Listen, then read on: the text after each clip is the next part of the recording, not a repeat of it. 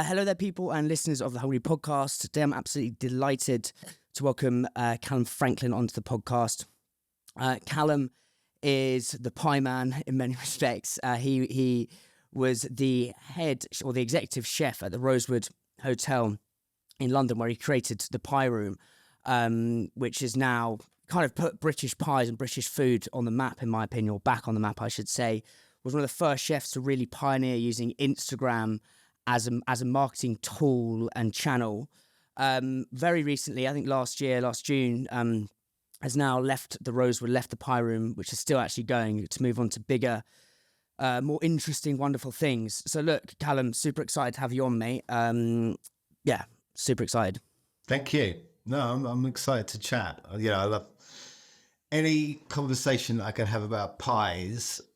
I'm in my happy zone. So yeah, all good. So we should touch upon. So last night I got a collection. I sent to me was about 6 pork pies with your collaboration with Dixon and Morris, and this Christmas pie. And oh my God, because I ended up stuffing my face. I ended up having half the pork pie, Yeah, like with a bit of mustard. And then obviously I've listened to a couple of podcasts you've done about having them hot. As like a hot pork pie is like an absolute game changer. So whacked it. I don't know if this is a heinous thing to say to a chef, but I whacked it in a microwave, heated it up. do what you got to do, right? It was like a different thing. Like I always think curry is delicious warm, but it's also banging the next day when it's cold. It's like a completely different tapestry of eating. I've never thought about having a proper pork pie hot. So yeah, thanks for the delivery. I think the first time I had one was in a pub in the Cotswolds I think it was like 12 years ago, something like that. And it was they served a little hot pork pie in the bar of the pub. And I remember just thinking, is it like a game changer, right? It's that like the fats just loosen a little bit and get unctuous. And yeah, I might go and have one after this. It was that. And it's still, it changed it to a different level. As I said, I almost basically smashed the whole one last night. Where I want to start though, mate, is I want to kind of start at this crossroads, this changing period, because I think everyone in life has to go through change. Change is hard, but it's interesting. It's scary, but it's exciting. I want to talk. What you built at the Rosewood in the Pie Room was really kind of put wind in the sails of British kind of cookery. I think in terms of putting pies back on the map. You said in an article I read, letting go of something you have cared for deeply is never going to be easy. But after almost 9 years, it's time for a big change. Last week marked the end of my time at Holborn Dining, as I made the decision to move on to focus on new projects, to push myself further towards my goals and dreams. I'd love to know what that feeling was in here, like when you walked into the doors of the Rosewood or the Holborn Dining Room for like the last time. What did that feel like? Yeah, it was difficult. I think mentally I'd prepared myself. It's going to sound wild because it's just a restaurant, right? But it's a restaurant that I was at almost, probably 6 days a week for coming up to a decade. So, and that I'd built with the team as well. So that was tough. It was more, I think, genuinely knowing that I wasn't going to be working with those people every day again. That was tough because there was lots of people in that kitchen who were there from day one and were still there right at the end. And they're still there now, to be fair. And they were friends. They were at my wedding. We spent life moments together. We cooked all over the world. So that felt difficult, but it was just the right time for that to happen. It was, those people that were there, it was time for them to shine in that restaurant as well. So all of it was kind of some serendipity to it. It was kind of, the right time. And you said it was the right time. How did you know it was the right time? Because as you said, it's your baby, it's your soul's in that game. It's hard. I just think it's interesting for making change and how to know it's the right time. Yeah, I mean, I think I had over that period of time kind of built. I hate it when people have like 10-year plans and stuff like that, you know. I think it's the worst thing in the world when I see like dating shows on TV where guys are like, tell me what your 5-year plan is. I want to know. And like, Oh my days. shut up. Yeah, shut the fuck up. But I do have a sort of a structure in my mind of what I want to do with pie making in the UK and in the world as well, right? So part of that was, you know, it was a natural step that I'd have to leave the restaurant, because there my time was 100% dedicated in either in the pie room making pies with the team, or on the pass in the main kitchen. And it gave me very little space to open up those new plans. So for me to be able to do that, I had to step away. That was a natural step, and it was probably the first step of this big plan. So,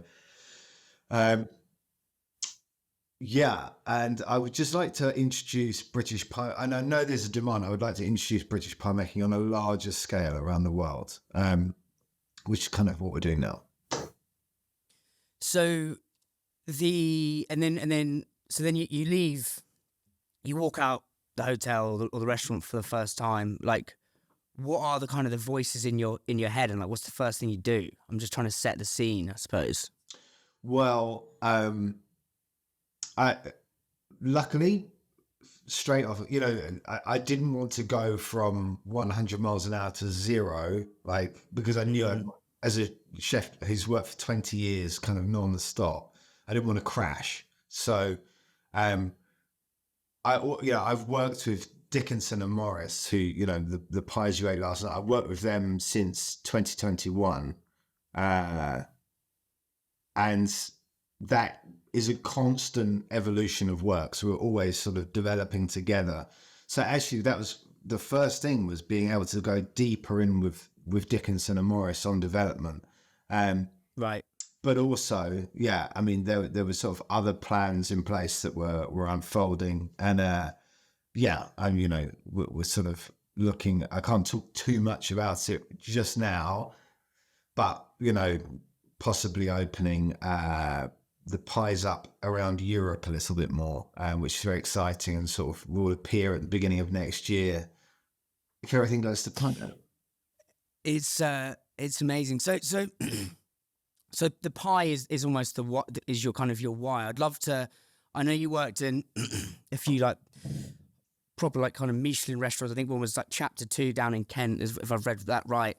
Where did this fascination with pies and British cooking come from? Like, how did that bubble in you? Do you know what I mean? Yeah, I mean, so if you look at that sort of, that timeline of cooking was, like you said, you know, was French fine dining. I mean, it goes way back to Chapter 1 was the first place, actually, which was under Andrew McLeish. It was Michelin, sort of, you know, heavy French influenced fine dining. And I kind of carried on that style of cooking right up until really around the age of 30, I would say. And then there, I kind of just started to embrace British cooking more. And that was around the time I kind of started working at Roast in Borough Market, and helping Marcus Verburn run the kitchen there whilst he did a cookbook. And there, it was all about embracing British ingredients, right? And we had a pie on there. So we're very lucky. We had the keys to all of the sort of stalls in Borough Market. So at night time, you could go and just grab ingredients and leave an IOU, and then write a menu for the next day. So there, my passion for British cooking was stoked again. And then when we opened Holborn Dining Room back in 2014, February 2014, we started with a pie on the menu. I was like, I want to have a pie on the menu. I just want to see how it goes. And straight away, the guests I realized we were very lucky with the demographics of the guests. So, you know, we're surrounded by loads of old law firms around there. It very much sat with that crowd, having a British pie. And so it did more and more. And then what really sort of kicked it off was that building was 116 years old, I'm going to say. And it's been lots of different things over the years. And they had this basement, which we called Aladdin's Cave. And down there, we would find all of these pieces of equipment, whether it's like silver service trolleys, these incredible 100-year-old trolleys, and we'd send them off to get refurbed and then use them in the restaurant. And one day I found a pie tin, and I knew it was a pie tin, but I didn't know the technique for using it. It's a pie tin that's made. It's called a corset mold, right? So it's just a Victorian pie tin. Looks like the corset that you put around the waist, and two sides to it, and a base, and a set of keys that holds it together. And I knew what it was, but I didn't know the technique. So I was like, we should work out how to use this. And I took it up to the kitchen and my number 2 at the time was a chef, David Burke, who had opened lots and lots of very well-known restaurants over the last sort of 30 years in London. Super experienced guy. And he looked at me and he was like, I haven't got a clue. I was like, all right, okay. So I had a team of 35 chefs in that kitchen, and I sort of opened it up to the team, just, layer by layer through the sous chefs, and it turned out no one knew. So my first thought was, wow, like this is a British pie making technique that is skipping generations here, right? None of us here know how to do this. And if we don't learn it, maybe, I don't know, on a bigger scale, not just us, but if, this is happening all over the country, this skill gets lost. So I went on a sort of little mission then to delve more and more into that style of traditional pie making and working these things out, and then teaching that to the team. So we started to do that. Then what happened with that was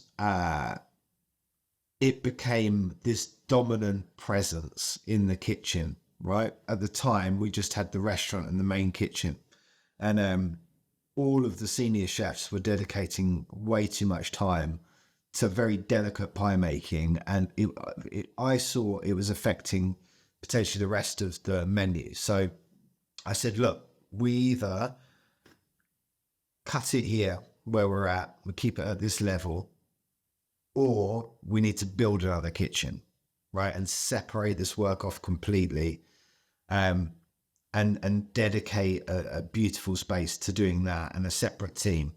And that will give us a chance to progress that. And I was very lucky that kind of the owners of the building shared that vision of mine, and they basically gave me a carte blanche to design that kitchen. And I went sort of all in with it. We went, I wanted the design to reflect the detail of the work that would go in that kitchen, because, you're very much affected by your environment when you work. So I spent a long time sort of drawing that kitchen by hand at first. And actually, if you ever get a copy of the Pyram cookbook, you can see my original sketches of how I wanted that room to come out. We built this room, and actually, that was the first place I met the team from Dickinson and Morris way back, right, when we first opened that room. They popped in one day for lunch, and they said, hey, we're the development chefs at Dickinson and Morris. And I said, I would love to sort of come up and see how you guys work, because for me, I worked on a tiny scale, right? I mean, for chefs, maybe it's a big scale. We were doing sort of 200 covers, but in the world of pie making, very much a small scale. So we were producing maybe, I don't know, 200, 250 pies at a time. And I wanted to understand their process. So that was how our relationship started way back. And it's been amazing since then. We've sort of developed these centerpiece one-off pies together, which is incredible. Sort of learning. So the best thing about working with Dickinson and Morris is that I have the freedom to do like the wackiest sort of out there designs, and I spend a lot of time drawing those at home, sort of these crazy pie designs. And then I just give them to Dickinson and Morris, and we say, right, let's find out how to get to there and do it on scale at retail level. and we do it, right? They're incredible. Mm. Yeah, they are incredible. I was been absolute glutton last night with them, and I want to talk about that kind of. I definitely think there's a movement with high end, incredibly skilled chefs moving into retail. Like Jim Kahn has just launched a curry spread that's gone into Whole Foods. Strake has just done the all things butter thing. I definitely think there's going to be a movement with more chefs releasing products for retail. But what you said, I want to go back slightly one step, because obviously now it's very easy looking back to 2014 and saying, oh, this pie movement's huge. You're now going to be opening up restaurants, well, hopefully around Europe, and spreading kind of the British food and pie making around the world. But if we go back to 2014 in that kitchen with this obsession with pies, like, that it's a big risk opening a pie room in like a super expensive, like, central London thing. How did you deliver that message to the hotel and say, look, I think we're on something here, and the team can't stop thinking about pies? Because all ideas retrospectively look great, but at the time, in that moment, it's a big, bold move that I don't think people understand, or not understand, but could understand more. Do you know what I mean? I totally get that. And, my view on it at the time was that if I was when I go on holiday, if I go to Portugal, I want to, eat a little custard tart. If I go to Italy, if I go to Milan, I want to have a risotto Milanese, and I want to have via l'ossobuco, right? I want to have the food of, where I'm going. And I had this sort of itch at the time about London, that we were losing focus of that in terms of offerings. We had this incredible restaurant scene of beautiful, like, multiculturalism and varied food, which is like almost unbeatable in the world. But in terms of British food, actually not that many places, right, that were doing good stuff. So I felt, from someone, I travel a lot with my job, and I felt, okay, what can we do to sort of galvanize that a little bit, right? So for me, pie making was that path. So we were looking at, 600 years of written history of pie making. We were in a position at the time with that restaurant where one of London's most famous pie makers, going back to sort of Victorian times, was based 80 meters up the road from us, with a pie room. So I don't know whether I got possessed by his ghost, but we were like, if we take this as the center of what we do, we are rooted in London food history, but also British food history. And for a tourist coming to London, that's exciting, right? I thought, this is a part of British food I didn't know, right? And I certainly didn't know that there was this much history to it and this much variety to it. I'm looking at the sort of the regional pies of the UK at the moment, and finding we have 150 recipes down at the moment of regional mad pies that we have in this country. That are there any examples? Sorry, I'm just sorry. No. Yeah, that's. The fidgety pie, right? Which based around Norfolk is seen. And different reasons for why it's called a fidgety pie. Well, one is that sort of ingredients moved around in it when they were sort of putting it together, but also that there was a polecat called a fidget at the time, and it smelled like that when you cooked it. So those are wacky stories like that, but for super interesting. So for me, I was like, we were based in a hotel with largely American guests, love British history. That, is an incredible story. And it's something that the team were passionate about. So everything was there, all the right ingredients for it to be successful. And I think the owners, listening to me being a weirdo about it for half an hour, they probably just gave up and said, yeah, okay, you do it. Yeah, I want to talk about, and we'll get onto it shortly, like obsession, because I think you've got to be obsessed to, like, in those early nascent periods to a movement. You've got to be obsessed, and obviously, again, like now, British food or British cooking is very in vogue, but back then it kind of was beginning on the precipice, but it wasn't as big as it is now. So it's that kind of obsession. So, but what is the history of these pie rooms, these Victorian pie rooms? Like, how far?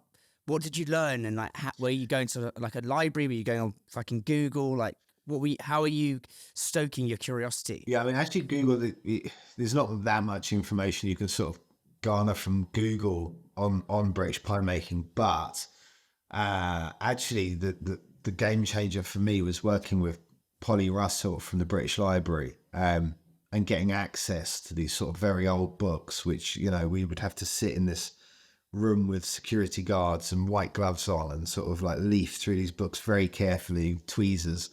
That was where we sort of really, that was a changing moment in terms of getting into the history and the depth of it. And the pie rooms used to be above pubs all over the city, right? And it was just, I don't know, I guess it'd be the chicken shop of the Victorian era, right? Yeah, that's mental. Yeah. Very normal to see, you know, all over the city, and they've just disappeared, and they've disappeared, I guess, turning into flats, turning into all sorts of different things over the years. But it is part of our food history. So for me, that was an important part to cement again. Like, okay, let's have a space which is a pie room. And like, much to my dismay, the same is happening with pie and mash shops as well, right? There needs to be some sort of, well, that's another thing down the line.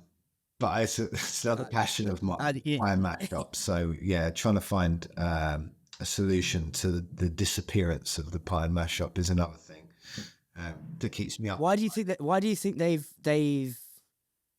Yeah, because on paper it's good. Oh, like fish and chips hasn't dissipated, and that's British food. Why do you think pies? Why do you think that happened? It seemed to kind of if you go to get fish and chips now, it's more expensive, right? Have you noticed that? I mean, I definitely noticed from when I was a kid getting fish and chips to when I get fish and chips now. I mean, there's one down the road from me.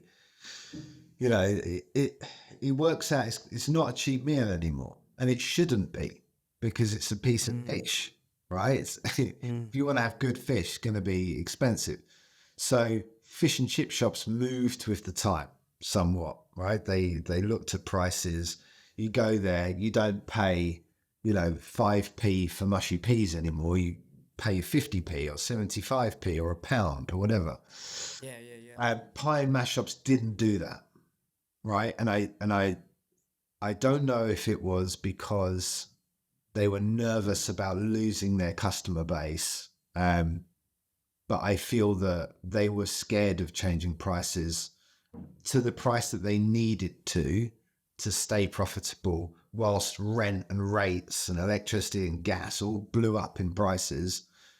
Their profit margin just went through straight down the little floor. But I do think that there's a huge market waiting there for them, but I just think they're nervous about losing their current one, and that I might be wrong, but I feel that that's the issue, because I don't know. I think again, it's something that it's part of the city's history, and we should be proud of it, and we should have people coming to London and going, I really want to go to a pie and mash shop, because you look at protected buildings, right? Incredible architecture to them and stuff. Yeah. Anyway, that's another. I know, and there's my brain's going like bubbling with curiosity. There's so much I want to ask you. I think the first thing is, like, a pie is almost like what I'm picking up from you, especially with the rich kind of architecture you have. I know you did a lot of drawings of the architecture, then put them on the pies, or like use them as inspiration. I really believe like a pie is almost like a story. Like we talked about the fidgety pie up in Norfolk.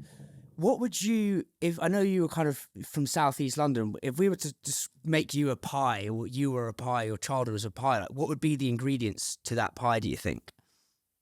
Me, if I was made of a pie. Yeah, if we were to make a Calum Franklin pie, like what would be the ingredients going into it? Yeah, a large percentage of it would be nervous energy, I think. I'm not someone who can sort of sit still. I have to like Same here, same here. doing something all the time, I think, which is why I was not sort of super happy in school, I think, because I'm just, lots of kids are like that at school. I think just need that outlet of like, something a little bit more energetic. It's a slight obsession, right? Which definitely helps with pie making. You need that. I do think in my work I am extremely disciplined. And that's a part of pie making which fits in well with that discipline. Organized, and not necessarily in my normal life though. Actually, I'm a bit sketchy in normal life in terms of, my wife has to give me a lot of sort of like, why is this like this? Why is this like this and that? And that I need that a little bit. But in work, I'm like 100% sort of, this is how it's done. We're very careful and very sort of well planned with stuff.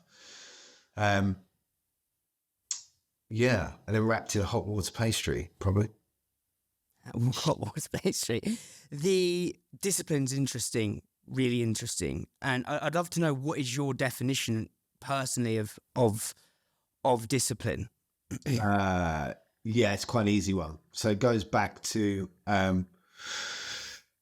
Thomas Keller of the French laundry and per se fame in the US. One of the best chefs the United States has ever produced. Incredible sort of chef. He wrote in the French laundry cookbook way back. I can't remember when that book came out, but it was, it was seen as by many as a sort of a Bible in kitchens. He wrote in that book, one of the most important things a chef can do is to always do the right thing, even when no one is watching you. And that is a mantra that I've always put into kitchens. It's that thing of, it's a total game changer in your career as a chef. When you put that mantra into your head and you work off it, which is, using the right equipment all the time, doing things the way you've been shown all the time, even when chef's not there in the background and you're worried about him seeing you, you've just made the decision that you do it every time. And that's what the discipline is to me. It's a personal discipline. It's, not having to be told to get into work on time. You just do it yourself. Being clean and tidy when you work, not being told to do that. You just do it yourself because you want to be like that. And it's personal discipline rather than me going around the kitchen going, that's not how I operate a kitchen. I just want to encourage people to put it within themselves. And then you have a really nice working team when you do it. Mm. I interviewed Tommy Banks up in Yorkshire, and he had a similar thing to you, as he said, his like how he runs the kitchen is empathy plus self-discipline. I discipline within the team, and that's what creates like a frightening magical experience. But it's a combination of discipline and empathy, which is getting the best, that almost personal discipline. Yeah, and it's fascinating. You talked about the French laundry and per se. I'm reading this book called Unreasonable Hospitality. It's really interesting by this Will.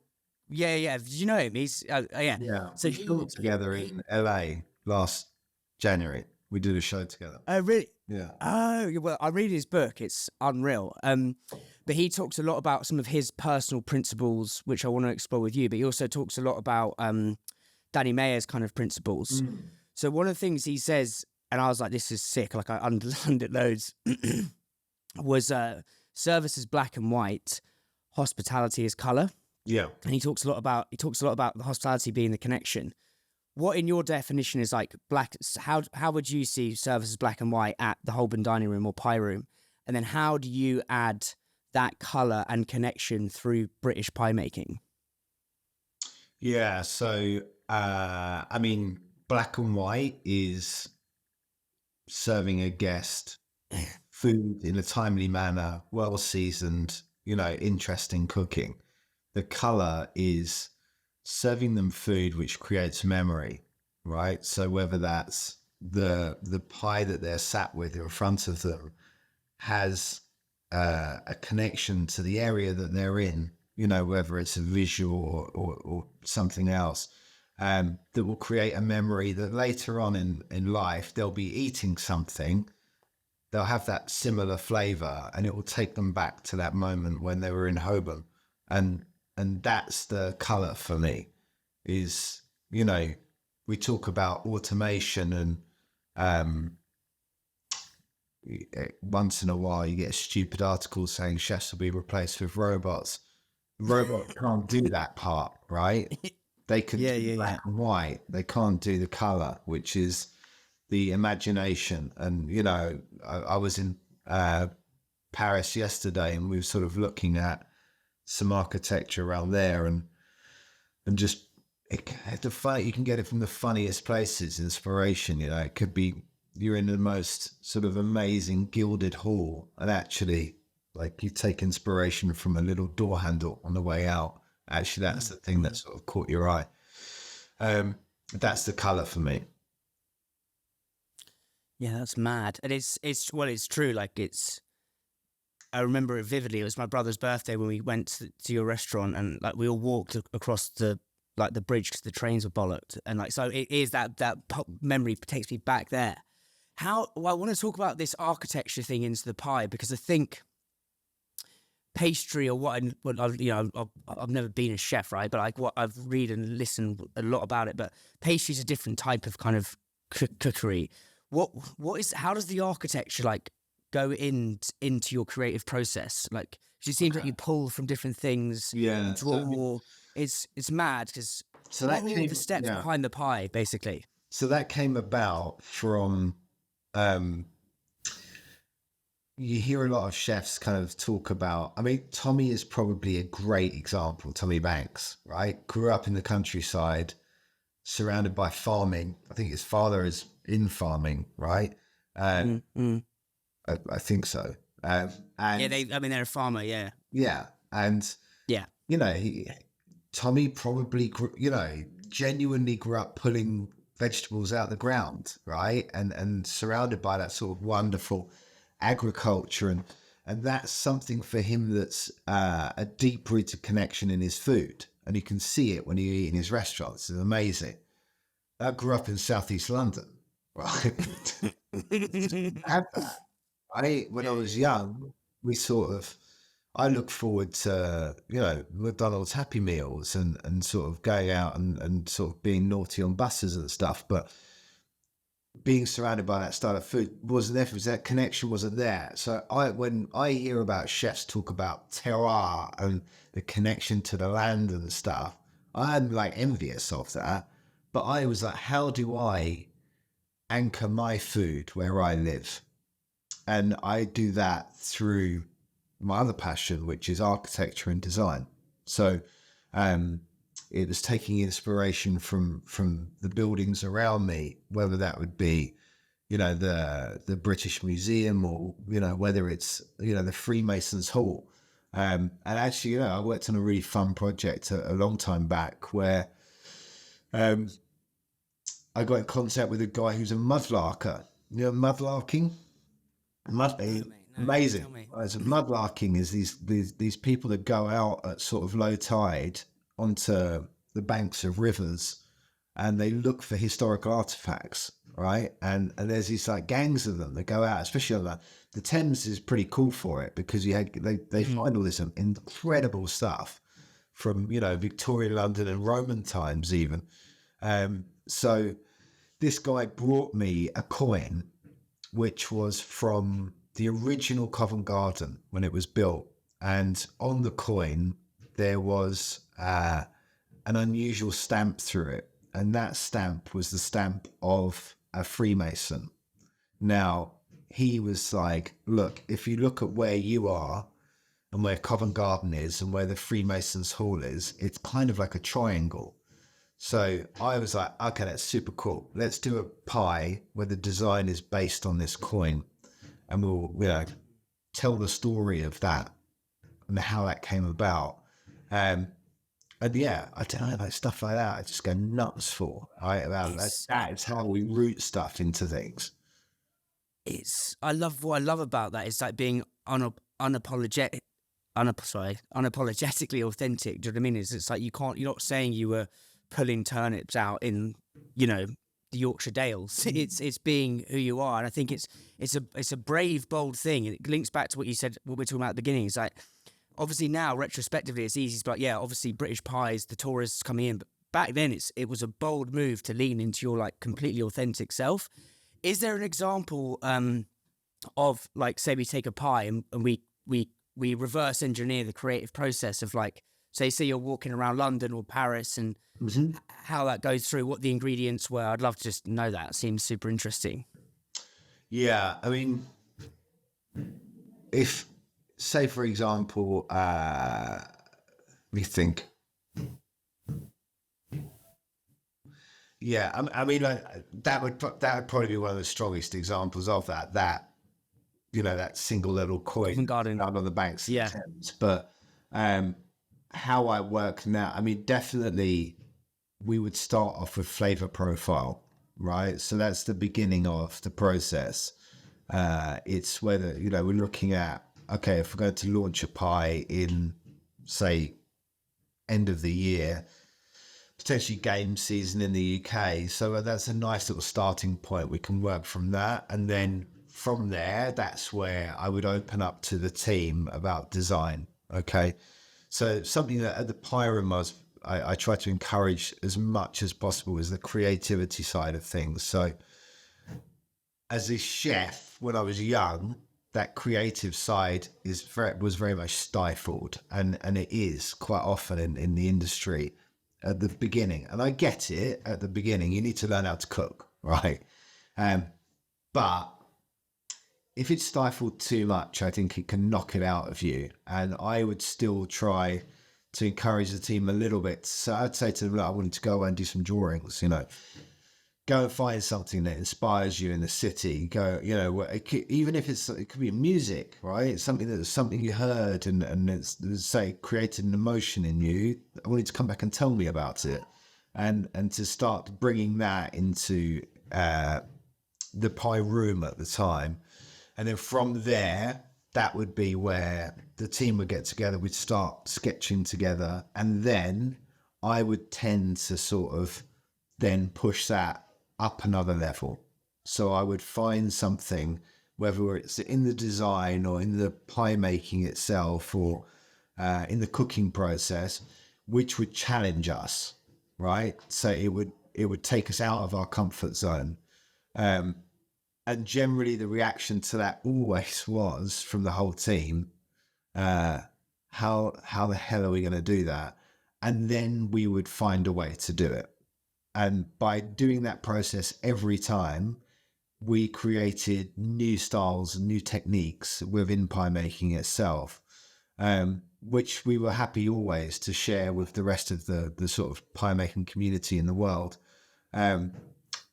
Because that fed into another ethos of us, which was very strong, which was sharing all knowledge and all technique with anybody who asked, ever.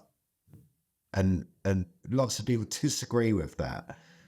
Why? Why did you? Why? Yeah, because a lot of chefs want to keep it closed book. Like it's our IP essentially. Why? Because there's a very strong example of this, and it's if you look at the explosion of sort of the Nordic dining scene, and then after that, the rest of Europe blowing up in terms of, Michelin-starred restaurants and skill and technique, and it just exploding in Europe, and France falling behind, right? And the reason for that was there was a period of time where chefs were all across Europe doing collaboration dinners, sharing knowledge, inviting stagiaires into their kitchen, being very open.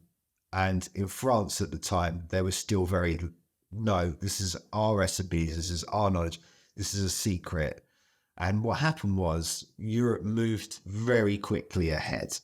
The rest of Europe, sorry, moved very quickly ahead. And things have changed now. France definitely caught up again.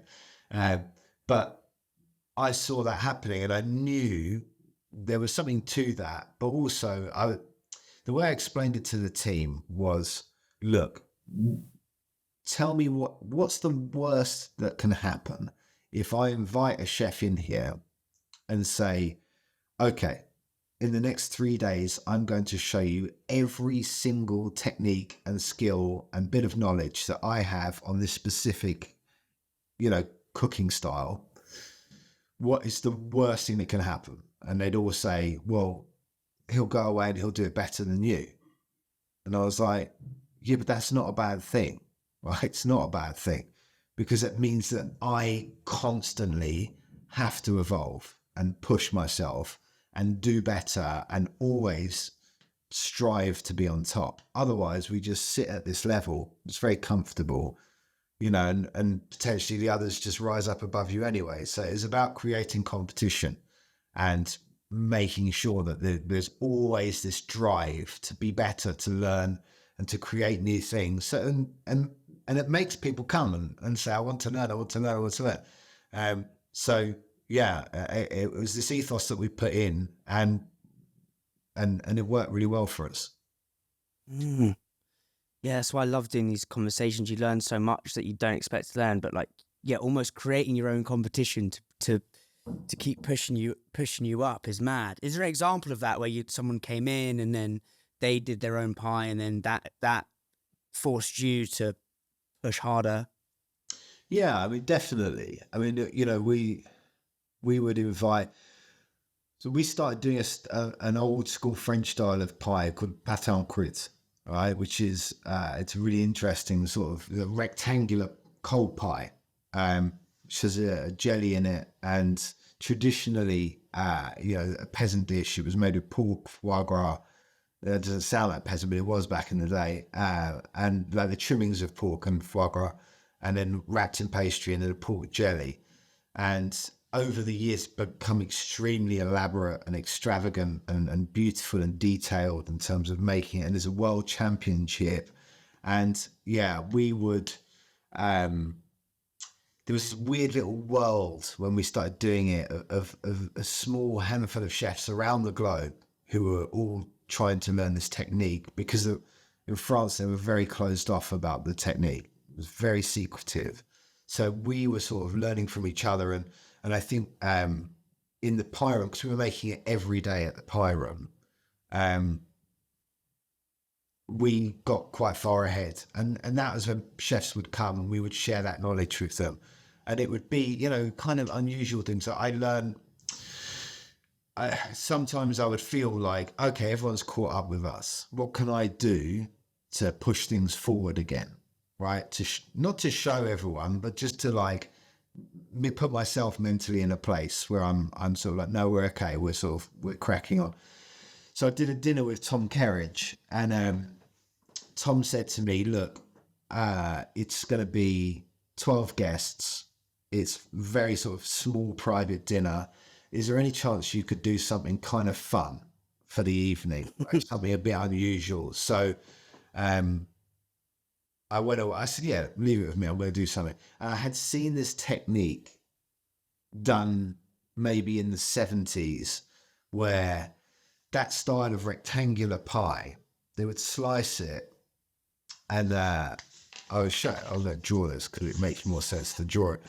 In the center of the pie, if you had a slice, would be a sausage, right? So there'd be a slice of sausage there. And literally there would be a clock face on it, right? Which they would create by, this amazing sausage making technique. And I was like, well, I'm going to do that. But, this is a big but, the when I've seen it done, what the chefs used to do was, after they slice it, they used to, with a little paintbrush with some squid ink, they used to draw the hands of the clock on, right? And I was like, that's cheating. So what I want to have is the hands of the clock are on there, and as you slice the pie, the time changes, right? So That's mental. I genuinely spent a month working it out, and I think I didn't sleep properly for a month because I was trying to sort of work out how I would do it with this sausage making technique. And my wife thought we were in financial trouble or something because I was just waking up looking like haggard. And I didn't want to explain to her, it's because I'm trying to work out how to put a clock into a pie. Into sausage. Yeah, That's jokes. but on the evening, we had, I sort of presented this en croûte, and on the side of it, it had written in black pastry, the watch company, Patek Philippe. So I put Pate Philippe down the side, and I said to the guests, look, this is it's a working clock made of pie, right? And I'm gonna slice it, and it's gonna show you what the time is in the room tonight. And I sliced it knowing that it was the wrong time, right? And I kind of turned it around and showed it to everyone, and all the guests were like, didn't work. And I was like, oh yeah. Sometimes with these things, they need a bit of a shake. So I shook it and I sliced it, and it was the right time that was in the room. And it kind of just like blew it front to my eyes. But learning that technique, I felt kind of pushed me a little bit further forward. And then again, since then, I've probably explained that technique in detail to chefs countless times so they can do it. And I'm not going to fall back on it. That's something that I've done, and now I have to learn other things. So, yeah. Yeah, it's what I'm getting from you, mate, is this almost this, and I kind of relate to you in this kind of anxious obsession with learning. I just channel it into a podcast. I love speaking to people, but you can apply it to anything. And it's like, once you learn something, it's the next thing. I've got this kind of constant, what's the next fucking thing I'm going to learn? Yeah. So going back to Will's book, he has a lot of principles in that book, which he's picked kind of from Danny and from his own learnings. What would you say are we talked about, like, do the right thing even when no one's looking, which is like discipline. What are some other of your Calum principles that you live by and you want your teams to live by? Yeah, I mean, look, I think working in London it's close to sort of 22 years. One thing that sort of excited me about working in the city, aside from just having like the most amazing communities within kitchens, especially big kitchens, just very, very different nationalities and cultures. And I felt that the city was a place where people could come and be themselves, right? And sort of enjoy life and focus on what they want to do. And the kitchen, very much that opportunity as well. So, there's a meritocracy where it's based on skill, right? It's based on how much work you put in there.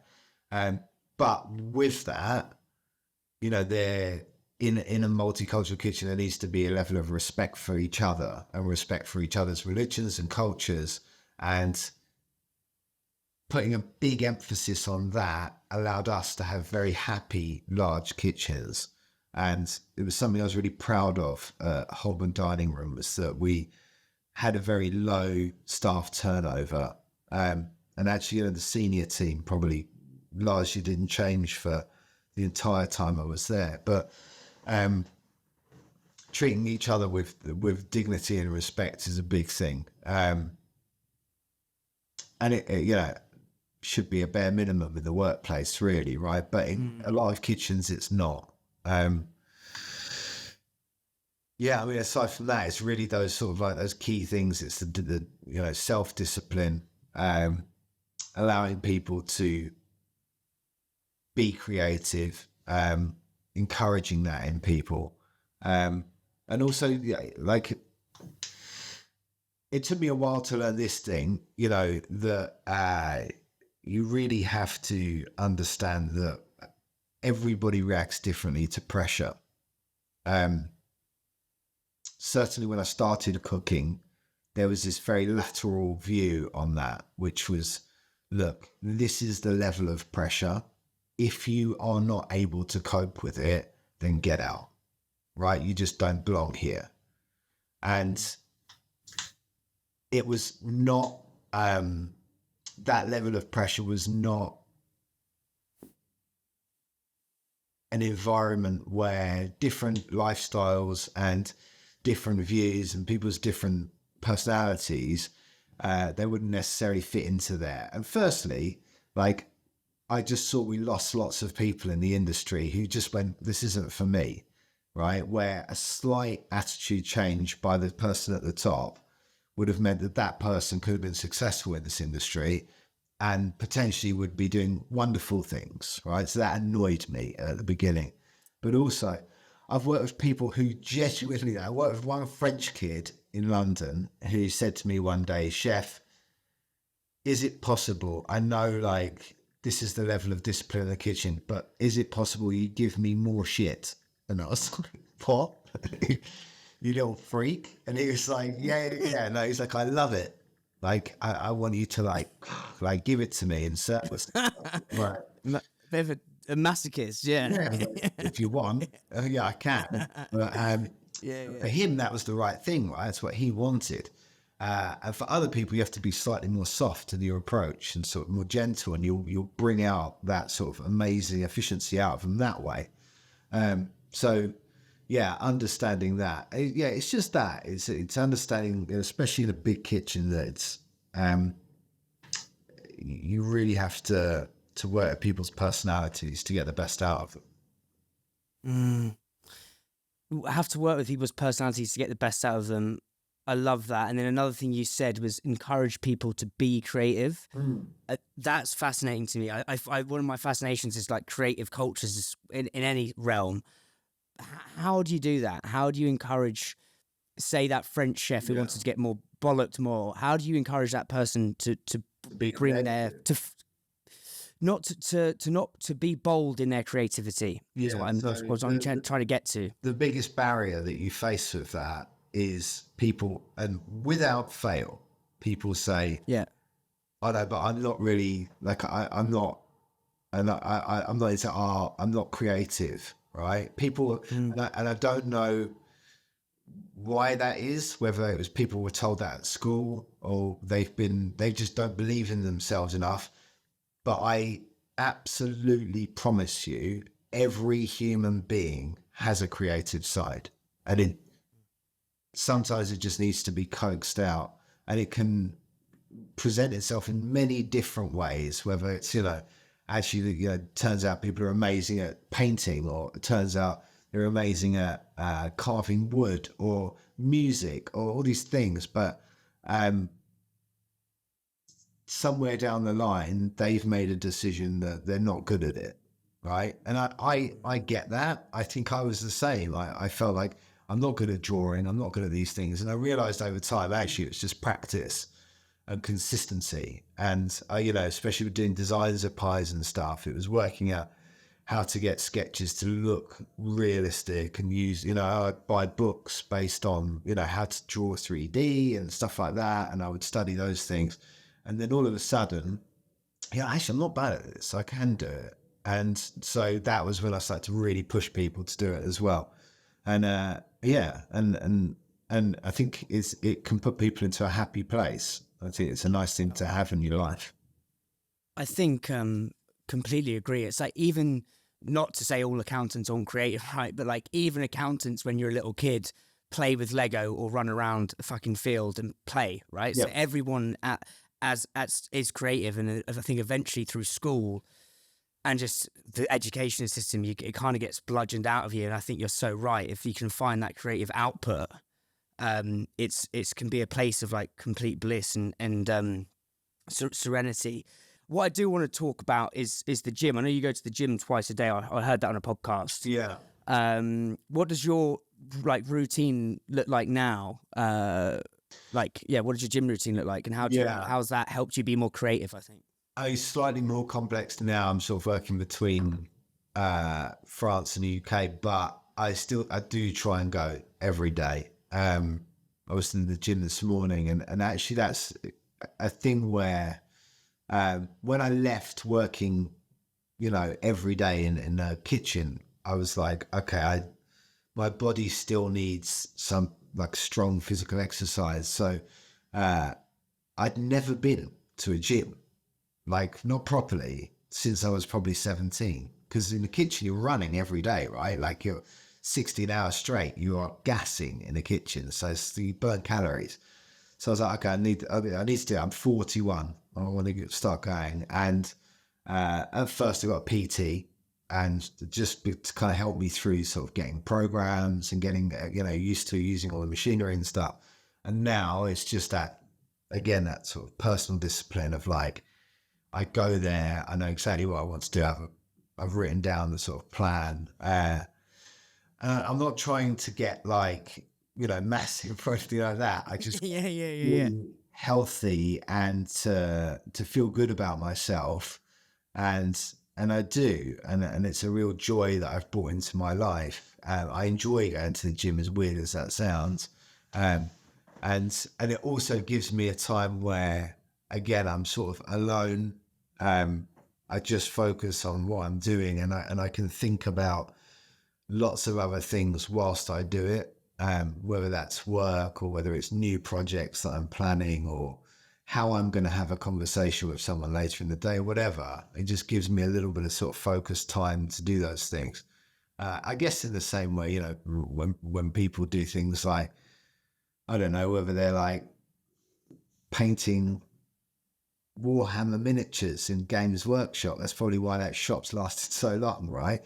You do that and you can just like focus in on something, and in the background you've got all of those things going on. It's there's something about having a stop switch, and we were talking about when you get on the train, the Eurostar, that is another kind of there's something about doing something that's in motion that allows this to switch off, and that's where the creativity comes from, I think. The you talked about chapter 1 or chapter 2, that kitchen being like really tough or like bit old school, I think, if I'm right in saying. It was of an era. Do you think of an era? Yeah. So I interviewed Paul Ainsworth on this podcast, and he talked about a time when Gordon, like obviously they're pretty good mates now, but Gordon had threw him down the stairs at Royal Hospital Road because he'd fucked up, and asked him to clean the fridge. And obviously that's not okay these days. Like the culture's changed. What do you think there is something in these really tough, like pressure cooker environments where it was just so intense? Do you think now that it's eased off a bit, we've potentially lost something, or what's your take on that? No, I mean, I think that at that very high level, say for example, Core by Claire Smith, right? 3 Michelin star restaurant.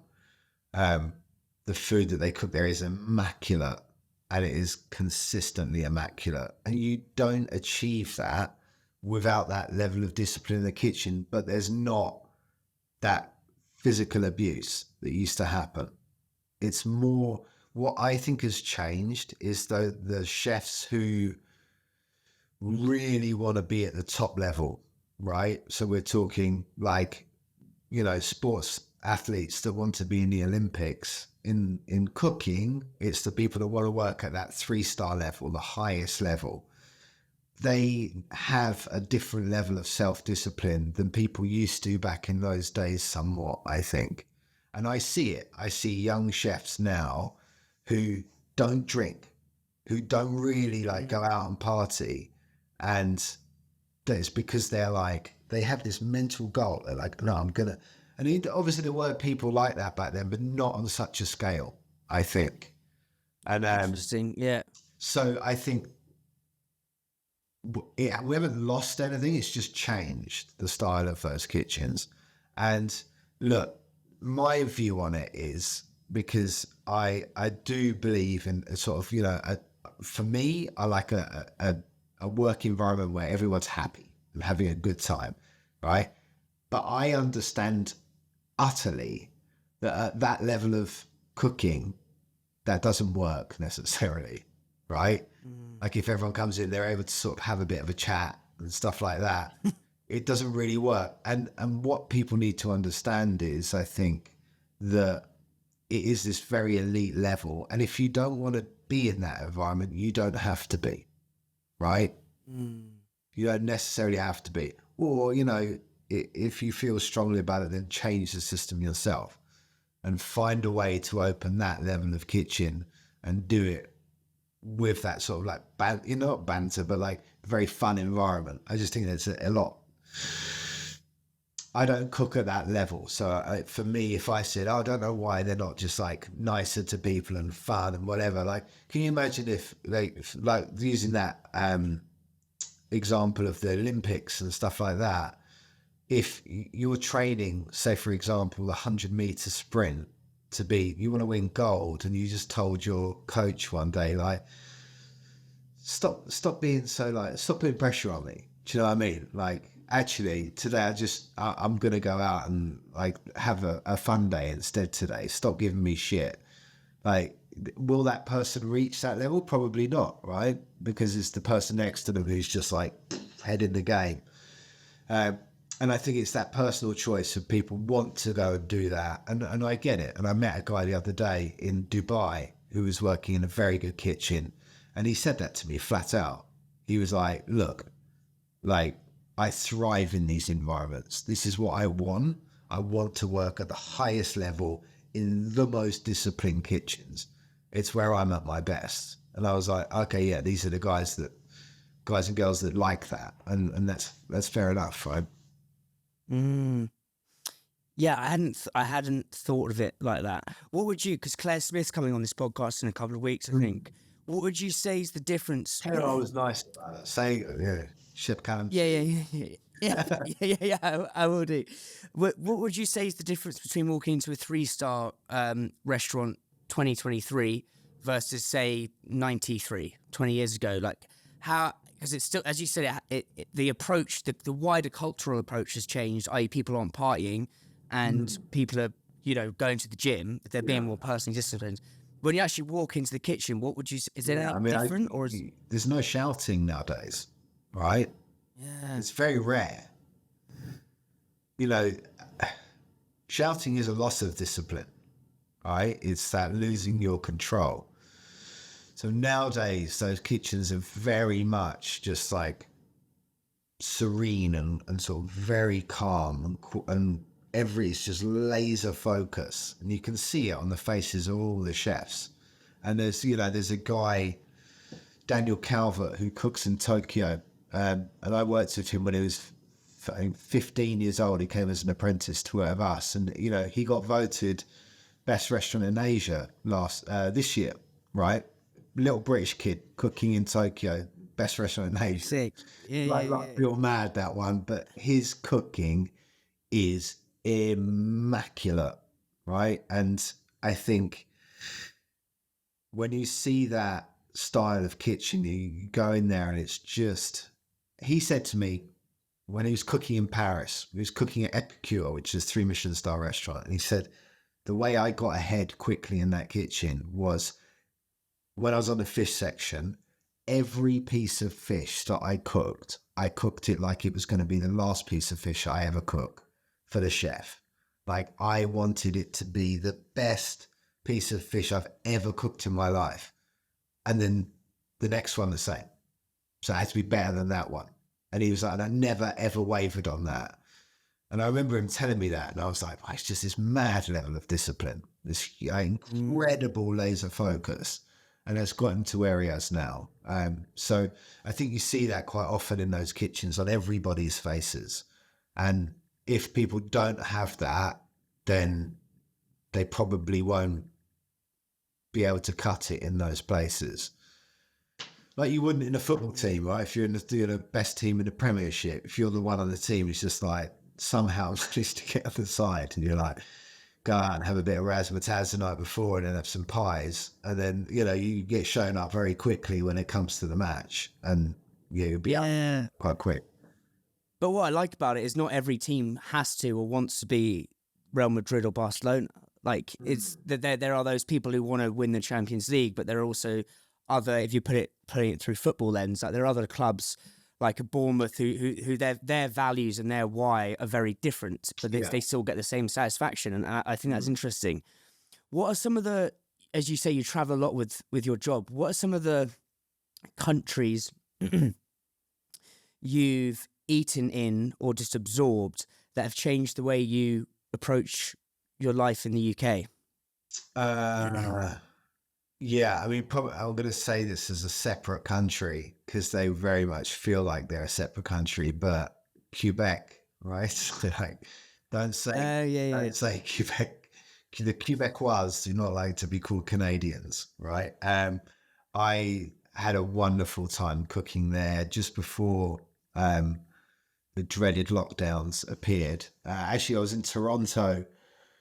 No, I was in Montreal when I remember watching the news in the hotel, and I called my sous chef who was in another room, and I said, "Have you seen this thing? It's like, it's in Toronto. We need to get back to London pretty quick." And that was when everything went pear-shaped then. But that period of time cooking in Montreal, we got invited out there to cook for a food festival.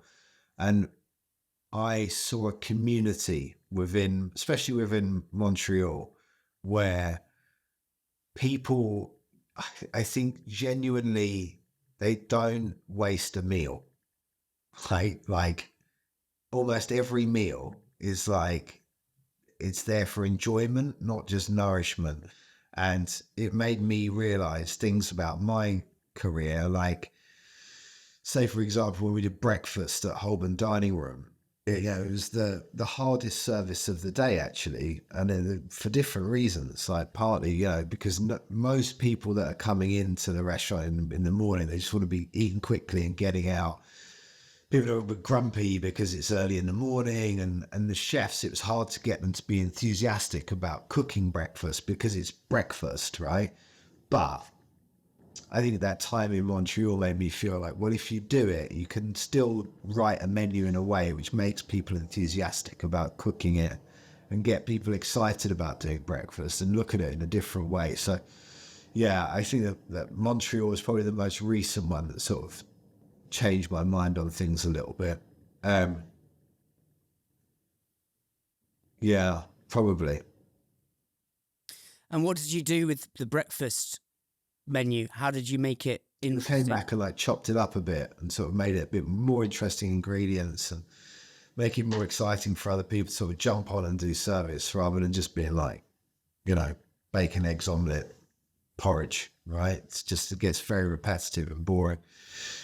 Looking at seasonality and stuff like that, and so we're trying to work all of that properly in and get the breakfast chefs excited about menu writing and things like that as well. Really looking at it just on the same level as breakfast, lunch, and dinner, all on the same part. And actually, another person who's very good at that is Paul Ainsworth. Like if you ever go to Padstow and you stay at the Padstow Townhouse, I don't know if they still do it, but they used to do the breakfast at one of his other restaurants, which was called Rohanson Square. I think it's maybe changed names now, but went there to breakfast. I was like, oh my God, this has got to be like top 5 in the UK. I was saying that because I'm not eating breakfast everywhere in the UK, so I can't say it. But it's got to be top 5. It is so good, and the sourcing of the ingredients just amazing, and you could just genuinely see that like his normal chefs were cooking it. It was plated so nicely and like not exchange, no foams or anything, but it was just beautifully done. And I was like, man, if a tourist came here and had this breakfast, they'd be like, fuck, like a British breakfast is so good. He was using like these there's that type of pudding from Cornwall, like similar to white pudding, things like that. Just like these like little local ingredients and stuff. Yeah, very good. So he was another person that sort of inspired a bit more change on breakfast. But yeah. Yeah, that's another question actually. Like, so what are some of the chefs? What I loved, and it's something that's really insane. What I've learned is how you like encourage competition by sharing your pie knowledge, right? What are some of the chefs that you look to that are like they say you're the average of the 5 people you spend your time with, or whatever. Like, who do you hang out with that push you to that level? Who are some of your mates / mentors? Yeah, I mean, sort of, people that make me like drive and strive to be better. I mean, across the world, it's sort of, in terms of career, I look at someone like Nancy in LA. She has this restaurant empire out there. She owns this huge chain of Italian restaurants, and she's become a friend over the years. And she's, I would say this politely, I think Nancy is 70. I hope I got that right. But she's at the top of this massive empire, and still traveling all the time, cooking in restaurants. And yeah, she inspires me. She makes me push and make me realize what's achievable within this industry, and also the team that she's built, incredible. And then also I look at people. I have friends who have just a singular restaurant as well, right? And have done that incredibly well. And that sometimes centers me a bit more, and I go, okay, actually, right now, I have sort of a plan for 10 projects, but what I'm going to do is I'm just going to do this one perfectly first, and then I'll focus on the other ones. And you need that sometimes. So yeah, I mean, and there's lots of chefs that do that. Tommy, who's, been on your podcast, Tommy Banks, inspires me in different ways as well, apart from just being one of the nicest Totally. people in the industry. Him and his brother, just absolutely lovely people. Tommy inspires me in the way that he's built his restaurants up. He's built it around what he enjoys doing, right? So he's working with cricket a lot now because he's obsessive with cricket, and he's just happy in what he does because of that. He's not doing collaborations with things that don't really make sense to him. And he's taken his time to do it. And actually, if anyone's watching this that works in sort of television industry, Tommy needs to do much more TV because he's very good at it, and he's just a nice person. So, he's definitely another person that sort of inspires me all the time. He's a legend. Like we actually recorded the interview up in Oldstead. I drove up to the Black Swan, and then at the end, he like took me round all his farms, and he's got these containers. He's got like he hires someone to be like a forager. He's got a guy called Dickie who's like an actual forager, and I think he showed me all these ingredients. He's like, this is just, but it goes back to leaning into that bold authenticness, which is you. Loving this, mate. A few more things, and we'll wrap this up. Have you got a bit of time to keep going for a sec? Is that all right? Yeah, I could go for a little bit more. If we talk a little bit about the pie that we're doing with Dickinson and Morris, if that's all right with you. Yeah, of course. And we need to talk about the Instagram stuff as well, because I think that's super interesting. So Dickinson Morris pie. So you said you met them whilst you're at Holborn Dining room, and then so what is the, as I said, like there's so many chefs now. I really think the biggest movement is chefs creating products. I think is going to be a huge movement. Tommy's got Banks Brothers Wine. As I said, Tom Strake has just done the All Things Butter thing. Jim Kahn has just gone into pastes. Angela Hartnett's just done something with Bella Zoo, the sauce. What's your goal with this and these guys? So the reason I want to work with Dickinson, the reason I do work with Dickinson Morris, and I have worked with them for quite a while now, is because we both have the same goal, which is to raise the level of pie making in the UK, right? And to make it better. And for me, it was understanding how to do that on scale, and for them was understanding the smaller skills and the more detailed stuff that I know. So it was a nice partnership. And I think that when you talk about those things like Gymkhana and Tommy and Angela, whilst it looks like chefs are all pushing themselves into these things, it's actually the opposite. It's consumer led, right? It's the nowadays people are more careful about ingredients, and they want to eat better, and they want to eat better meat, better fish, better pasta sauces, better wine, right? Across the country. And that's not just in the UK, that's worldwide. People are going back to that.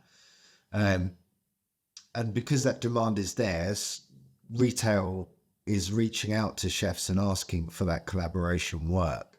Otherwise, it wouldn't exist, right? Supermarkets wouldn't bother at all because it's too much of a financial risk. But with Dickinson and Morris, for me, what was exciting about working with them was that whole thing of process. It was, okay, look, this is our end goal, which is mad.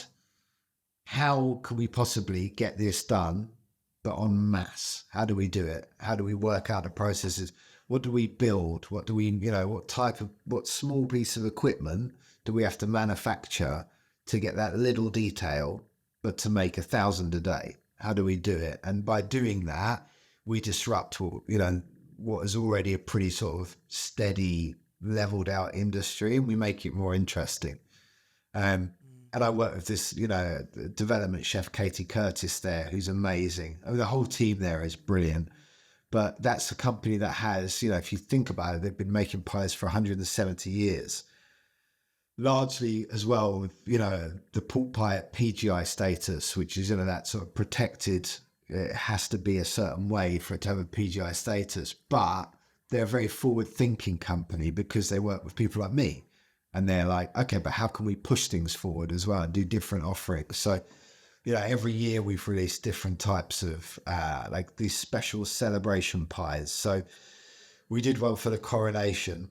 And I remember having a conversation with them about it when we did it. And we were talking about, the price for that pie. And I remember saying, look, I think we can sell it for what it is, amazing, sort of handmade, beautiful, large pie. So we can push the price because I think people value food more, and it's sold out like boom the moment we put it up on sale. So it's opened their eyes to like what we can do with pie making in terms of pushing technique and stuff. And this Christmas one that we've done, I think it's already started to pick up awards already, which is early in that sort of award season. But it's again something I wanted it to be. Doesn't look like, and because it hasn't. It doesn't look like a machine-made pie. It's made by hand. It's a freestanding domed pie that looks beautiful. It looks like a Christmas present, right? And Gorgeous, yeah. Again, that was the sort of thing like, how do we do a ribbon? Right, that's but you do that. You make thousands of them. How do we do that? So we work that out together, and then the filling itself, that is pork, smoked bacon, chicken, cranberry, and I think there's a pork jelly. We finished it, a pork jelly, and Katie and I were backwards and forwards for months on that. I would make a version, I would send it to her. She'd make a version, send it to me, and these pies going across on post for months before we were sort of both happy, and then the team were happy, and then that's when we started going, okay, now we can work on design, right? Because it's the middle is always the most important thing. So it's just an interesting process for me working with them, and it's something that I'd love to sort of continue because together I think we can do some like very exciting stuff. It's what I find so interesting is a lot of businesses and brands have the issue whereby when you're small, you've got quality, like it's easy to have quality and control of anything in food, any brand, right? That's why a lot of these brands start in kitchen tables, so like markets, etc. But then as you scale, how do you keep that magic? I'd love to explore this. So these Dickinson and Morris have been around for 130 years, I think you said. You've been doing pies. Yeah, 170 years. what have been like the hardest things of keeping the magic whilst getting up to 1,000 pies a day?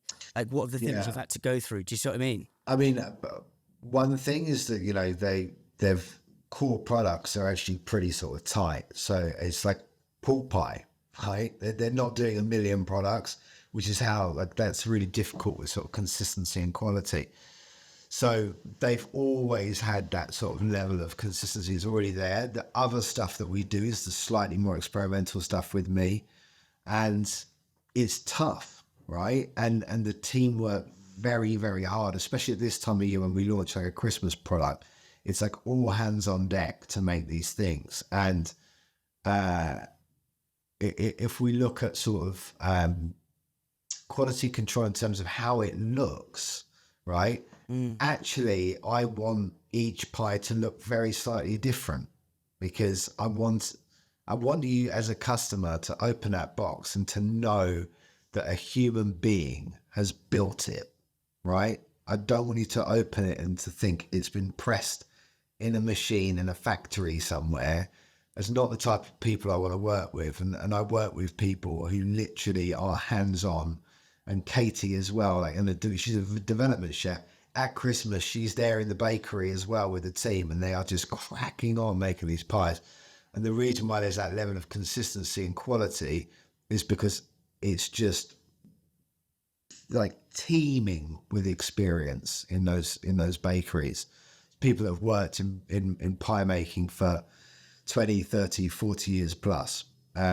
So this their life, right? They live for that perfection and making it a high level of quality. And would the goal ever to go into like more retail, into like a Sainsbury's or a Waitrose, or where's your? One thing I want to kind of talk about is we talked about you left you left Pie Room for your own goals and ambitions. Like, is that ever something you've thought about with Dickinson and Morris? Like, yeah, I mean, look, I the future's very open in terms of what we do together. I think I would love to, I'd like to do maybe a different style of pie with them in the future in terms of a retail option. Because I think that, so if you look at history of pie making, right, it is peaks and troughs. So it's there, it's a constant, it's 600 years of written history and further history beyond that. But if you look at specifically that 600 years, pie making has gone from, as it goes across the sort of timeline, it's like peasant food, and then like peaks as like royal banquets, you know, and sort of, you imagine the Game of Thrones style, like pies being served at weddings and stuff. And then it goes back down to the next century and it's back down to like peasant food again. This happens all the way through that period of time.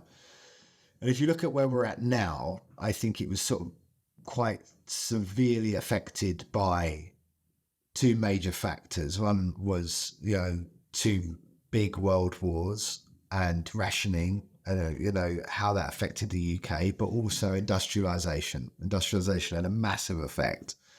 And I think that we are now sort of just back up on that scale of pie making getting better again in this country.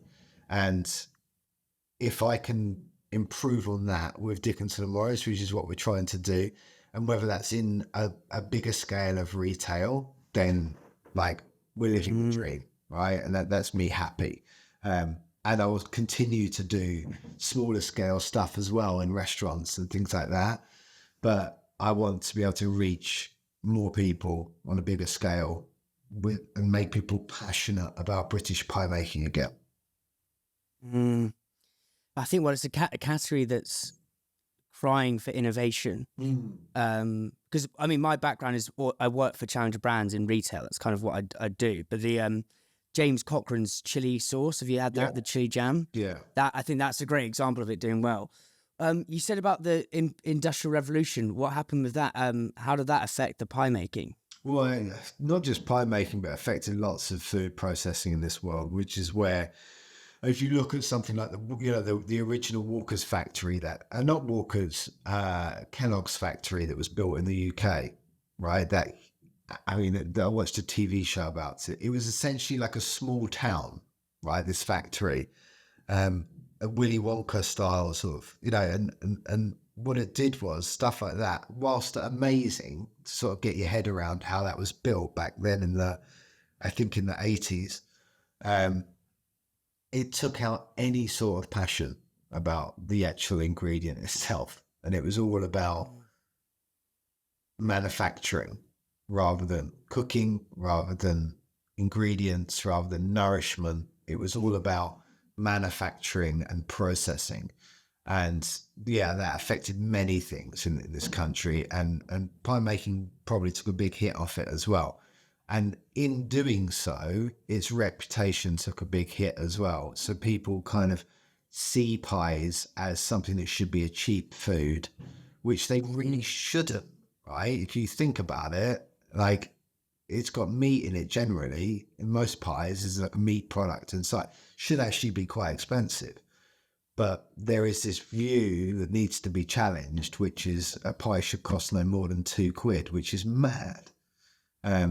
So yeah, those are the things that we need to change and that were affected by that industrialization. It's mad how that's happened. Two more things, Callum, of loving this, mate, and just learning so much. Let's talk about Instagram, because I think now it's ubiquitous. Chefs kind of have to use it as a marketing channel. I think, as I said before we hit the record button, you were one of the first chefs to do that. Like, talk to me about the genesis of that. I know you said your wife gave you a nudge on that. Yeah, so that was, at the time, I wasn't really using Instagram much when we opened the restaurant, and I think I'd sort of dabbled into it, and I kind of looked at the food that a lot of the chefs were putting up on Instagram, and most of the stuff I saw was kind of very like vibrant, bright stuff, lots of like that classic like sort of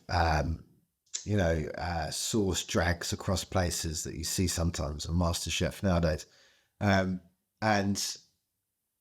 I was doing something very different in my kitchen, and it's fine, right? Very separate. My wife said to me, look, this food you're doing, you should probably think about putting it on social media, because I think people will be interested. And I just didn't click with me. I was like, no one wants to see brown food, right? It's not, I don't think it's appealing. I look at what was being successful on Instagram, and it wasn't that. It was this sort of like very like in your face, colourful food. But then I thought I'll just give it a try. So I opened up an Instagram account. Actually turned out I already had one. And there was one picture of my ex-girlfriend on it. So my wife was like, well, delete that. We'll start a new one up. And we started this sort of, Instagram account. And very quickly it built traction. And I think the reason for it was because it offered something different, right? It was complete to the opposite tide to what was being successful at the moment. And I just think I caught a lucky break with that to some extent, because what that did was it put what we did out there on an international level, because it garnered a lot of interest from abroad. People were like, I didn't know this about British cooking. Like, I didn't know that there was this subculture of British cooking. And I talked about Thomas Keller earlier. Thomas Keller was one of the first people that reached out and said, look, is it okay if I send some of my chefs to work with you? We have a thing, like people that do very well in a month or whatever, or over a 6-month period, we offer them a chance to go and stage somewhere. And all of a sudden we had his chefs coming over from the States, which was mad to me at the time, because we were making pies, right? But he appreciated that craft and culture and history, and he wanted his chefs to be enriched by it. So he sent them to us. And yeah, I think that I've lost my train of thought. No, it's just this your kind of ability to share, I think, is one of the most powerful things. Because I think one of the things that's really changed my perspective in this conversation is how I thought, and to be fair, Tommy was kind of showing me, when he was showing me around, his IP is all those things, all those weird ingredients he's got access to in those in those locked up things. And that's what I thought, like, if you're to be a really successful chef, and again, there's more than one way to skin a cat, right? But like, but whereas your approach, Callum, is about sharing, and actually almost like the rule of reciprocity. What you give comes back, and if you've got all these chefs coming over to stage at your restaurant, it's super interesting. Final question: what's one truth? I ask this to all guests. What's one truth you really believe in that you think most chefs would probably disagree with you on? Okay.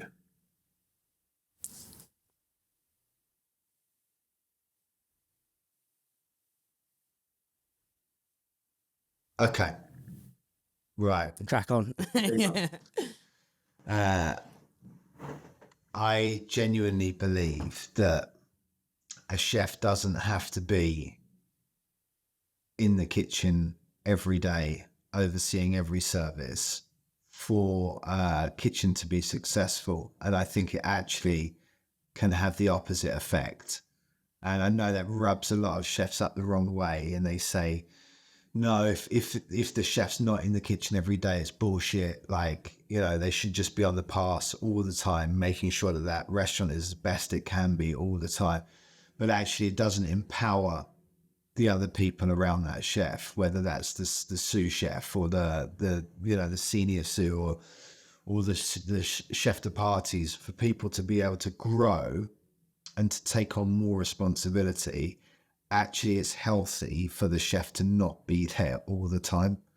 And it's just this very old school attitude. And it's also, quite often it's lies. And it really annoys me when chefs are like, yeah, I'm always in my kitchen. And I'm like, well, you're not, because I know you're not, because I saw you on social media out the other day at like a lunch with mates, and your restaurant was open. So I know you weren't there. So why continue this myth that it's so important that the chef's always there? And I had a big fallout once with some food bloggers, actually. So there's a small subculture of food bloggers who only eat in like the 3-star restaurants of the world. And they were basically saying on Twitter, and I refuse to call it X, on Twitter, that the chef must be on the pass every day. And I said, well, I disagree. And one of them said, well, we're not talking about your type of chef. We're talking about the high level chef. And I'm like, very well, Yeah. very good, very good. But I was like, okay, what are we talking about then? So 1-star, 2-star chefs, 2-star chefs should always be on the bar. Yeah, absolutely. 100%.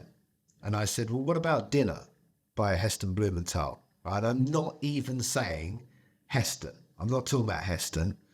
I'm talking about, at the time, I think it was Ashley Palmer Watts was in charge of dinner. 2-star restaurant. Is he on the pass every service?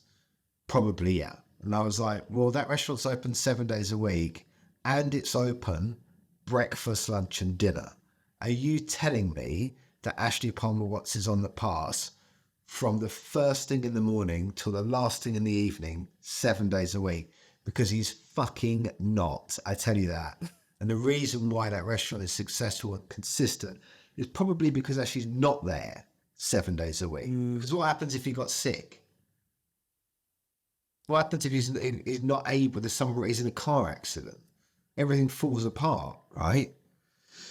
So anyway, big fallout with that lot. But I think I probably How do you keep consistency if you're not there? Like, because I can kind of train number 2, yeah, to have the same values as you. And right. I very much had that at Holborn. My senior team knew exactly how my palate was. They knew exactly how I wanted things dressed and exactly how I wanted things seasoned. And we did that by working together closely all the time. And for me to give them the opportunity to do those things and then to say, okay, look, that wasn't quite right. That wasn't quite right. And, we learn from it, we build from it. But if you don't give people that opportunity, if you're in that position where you have to step away for some reason, everything falls apart. So you have to have trust and allow people to grow and to step into that role sometimes. Callum, mate, it's been, I've absolutely loved that brain is bubbling with wisdom. In terms of where listeners can get the mitts on the pies, directly through Dickinson Morris website? Yeah, so I mean, the Christmas pie will be available. I think it's Waitrose deli counters. Fordham and Mason online, and porkpie.co.uk, I think, is the main access points for the Christmas pie. And that'll be mid-December, I think it'll be launched. And you need to be like hot on the dial with that one, because it always sells out really quickly. But that'll be on my social media. It'll be on Dickinson and Morris social media if you follow them as well. So yeah, please do kind of grab one of those Christmas pies. Yeah, they're absolutely epic. Lovely, mate. Thank you so much